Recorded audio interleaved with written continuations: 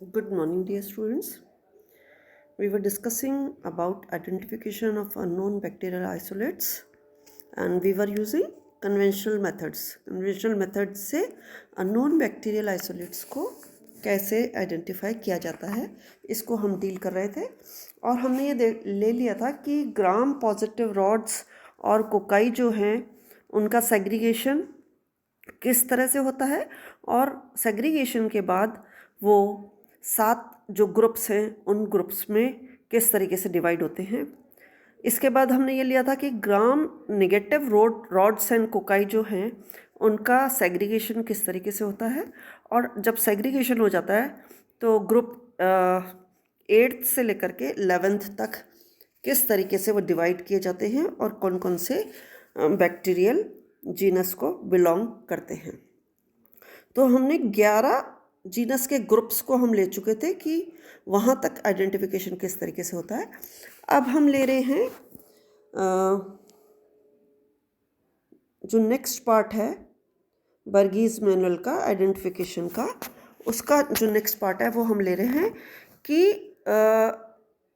एंट्रोबैक्टीरिएसी family जो है उसके जेनरा जो हैं 10 कॉमन जेनरा जो कि एंट्रोबैक्टीरिएसी फैमिली में आते हैं और वो उनका जो ग्रुप है वो ग्रुप है 9 एंड 10।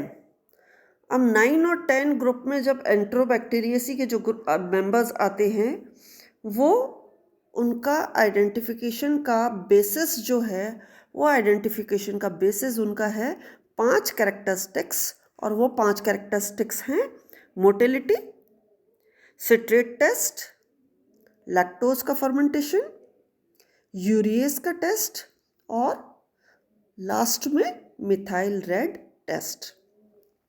ये जो सारे टेस्ट हैं इन टेस्ट के बेसिस के ऊपर ग्रुप 9th और 10th को उनका आइडेंटिफिकेशन किया जा सकता है। तो अब हम ले रहे हैं कि ये जो टेस्ट है इनके बेसिस के ऊपर आइडेंटिफिकेशन एंट्रोबैक्टीरिएसी का किस तरीके से किया जाता है। सबसे पहले मोटिलिटी टेस्ट करेंगे। मोटिलिटी टेस्ट 9th और 10th जो ग्रुप है उनका मोटिलिटी टेस्ट किया। 2 रिजल्ट आ सकते हैं, या तो मोटाइल होंगे या नॉन मोटाइल होंगे, तो उसके बेसिस पे हमने 2 में डिवाइड कर दिया। पहले मोटाइल फॉर्म्स की बात करते हैं। अब जब जो मोटाइल फॉर्म्स आए एंट्रोबैक्टीरिएसी फैमिली में वो मोटाइल ग्रुप्स जो हैं उसमें हमने जो मोटाइल ग्रुप्स हैं उसमें इकोलाई आता है, उसमें प्रोटियस आता है, एंट्रोबैक्टर आता है, ये हम पहले ही देख चुके हैं, सिट्रोबैक्टर आता है, इरविनिया आता है, साल्मोनेला आता है, ये सब हम पहले देख चुके हैं। अब अगर जो मोटाइल फॉर्म है तो हम उनका सेग्रीगेशन किस तरीके से करें, क्योंकि ये सारे के सारे मोटाइल फॉर्म्स हैं। तो हम क्या करेंगे, हम सिट्रेट का टेस्ट करेंगे।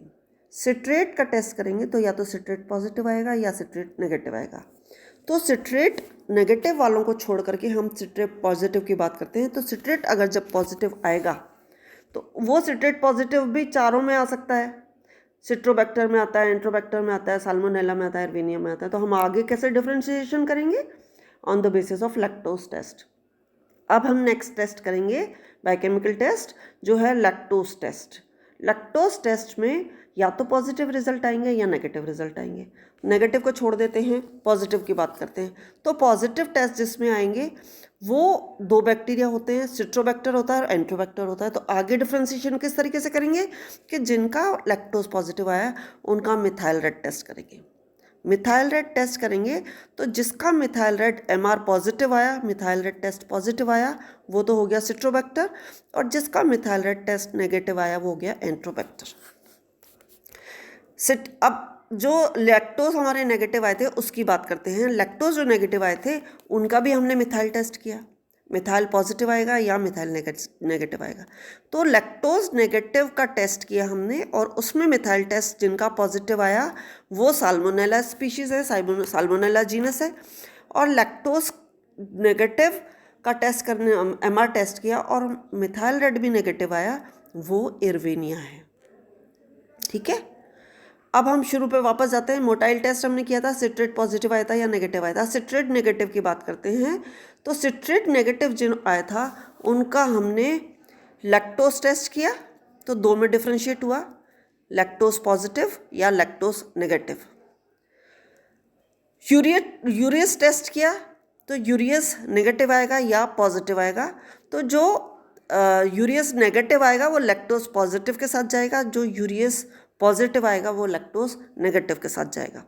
जिसमें ये दोनों टेस्ट होंगे कि लैक्टोज पॉजिटिव है और यूरियस नेगेटिव है, वो ई कोलाई है, एशर्शिया कोलाई। और जिसमें लैक्टोज नेगेटिव है, यूरियस पॉजिटिव है, वो जो ग्रुप है बैक्टीरिया की जीनस का वो है प्रोटियस, प्रोविडेंसिया और मॉर्गेनेला। ठीक है। अब हम बात करते हैं मोटिलिटी पे, जो नॉन मोटाइल फॉर्म्स थे। तो जो नॉन मोटाइल फॉर्म्स थे उनका हमने टेस्ट किया सिट्रेट टेस्ट जब हमने किया तो या तो सिट्रेट पॉजिटिव आएगा टेस्ट का रिजल्ट या सिट्रेट नेगेटिव आएगा। जो पॉजिटिव देंगे रिजल्ट वो क्लैब्सिएला जीनस होगी और जो नेगेटिव देंगे वो शाइजेला जीनस होगी।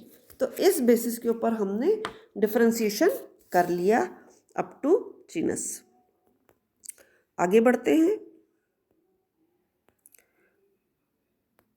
ये देखिए कॉमन बैक्टीरिया जो हमने लेबोरेटरीज में स्टडी किए हैं, जो माइक्रोबायोलॉजी में स्टडी किए हैं, जो बायोटेक्नोलॉजी में स्टडी किए हैं, they can be identified up to species level as per the identification scheme which is shown in this chart.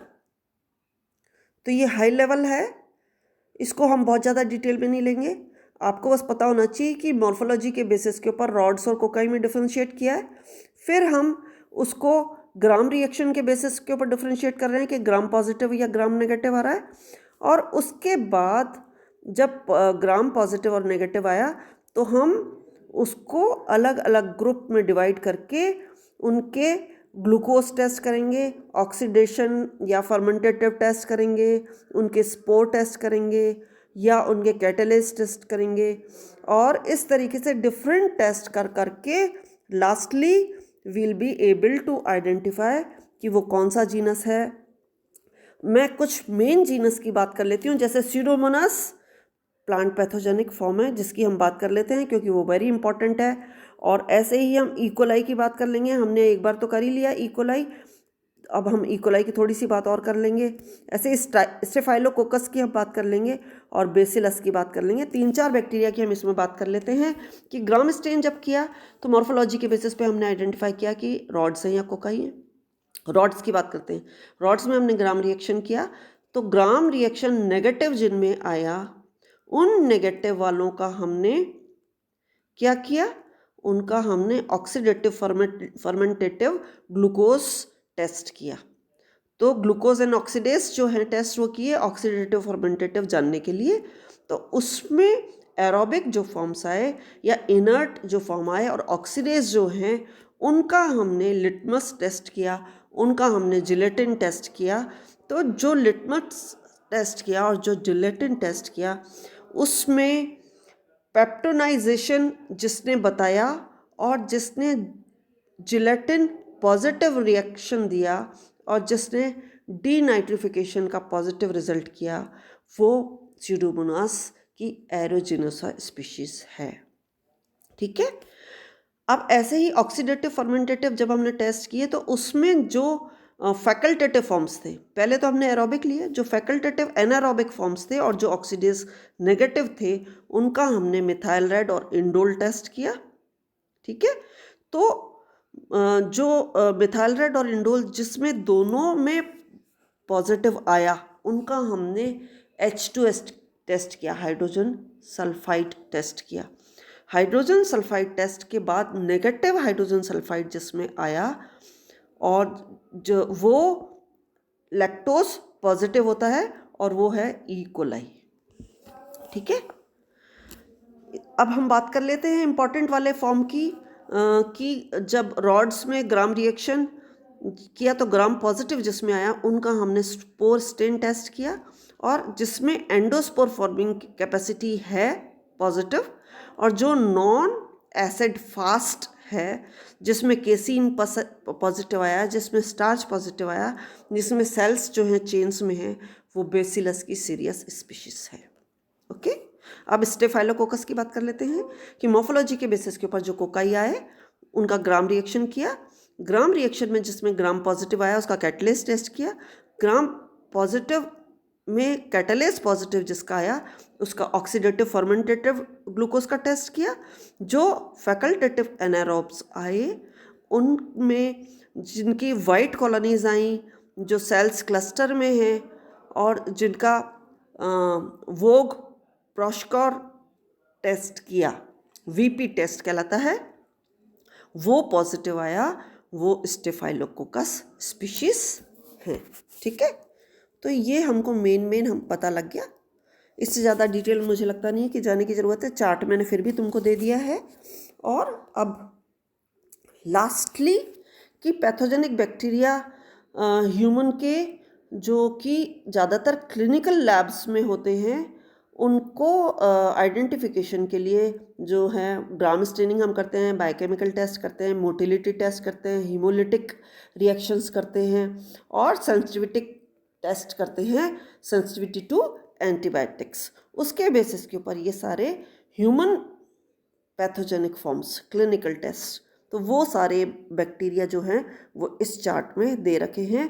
इसमें जो बहुत ज़्यादा हमें स्टडी करने की ज़रूरत नहीं क्योंकि ह्यूमन फॉर्म्स हैं, ये ह्यूमन पैथोजेनिक फॉर्म्स हैं और क्लिनिकल स्टडी में काम आते हैं। इसमें केवल थोड़ा सा अगर चाहते हो तो साल्मोनेला आप देख सकते हो या स्ट्रेप्टोकोकस अगर आप चाहो तो वो देख सकते हो क्योंकि ये थोड़े से कॉमन फॉर्म्स हैं। अदरवाइज ये ह्यूमन पैथोजेनिक और chart is more than sufficient.